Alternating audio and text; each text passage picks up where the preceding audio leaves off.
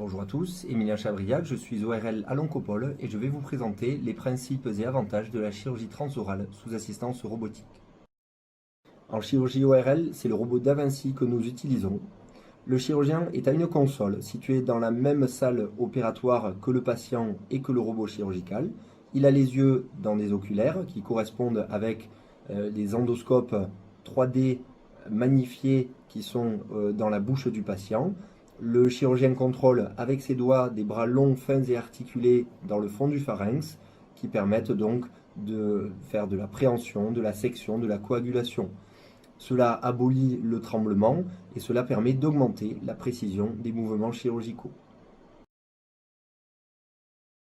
Les indications de la chirurgie par voie transorale sous assistance robotique sont rares en cancérologie ORL. Ce sont généralement des tumeurs éloignées, pharyngo-laryngées, de petite taille, T1 ou T2. Elles doivent être difficiles d'accès et surtout, ce sont des tumeurs que l'on peut laisser en cicatrisation dirigée. En d'autres termes, on n'a pas besoin de lambeaux de reconstruction qui nécessiterait un abord transcervical.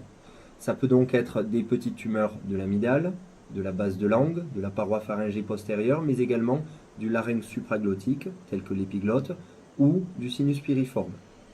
Les contre-indications sont la mauvaise ouverture buccale, car cela empêcherait de passer les bras du robot ou l'optique par la bouche, et donc gênerait l'exposition.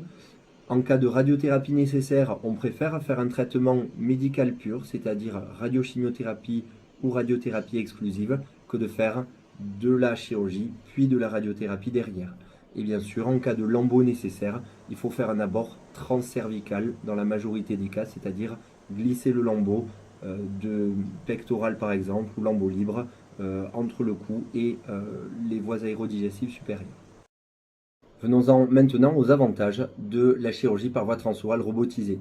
C'est une chirurgie qui se fait donc par les voies naturelles exclusivement, il n'y a donc pas de cicatrice, pas de communication bucco-cervicale comme dans la voie externe, et donc ce n'est pas une chirurgie propre contaminée.